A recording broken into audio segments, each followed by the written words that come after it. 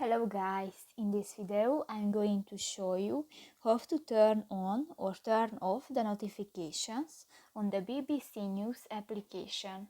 But first of all, I just want to mention, please don't forget to subscribe to our channel, because at 100,000 subscribers we are going to show you our YouTube revenue statistics and growth strategy, how to make money online. So let's jump into it.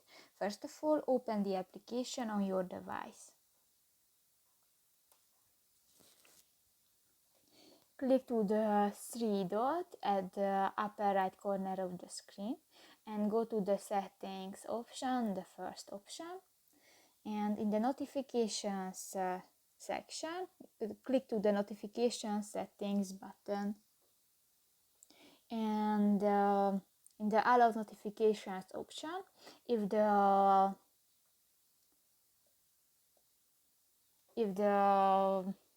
next to the white circle is colored, the notifications is enabled, or it's gray, the notifications is disabled. So that's pretty much it for this video, guys. See you in the next one. Bye bye.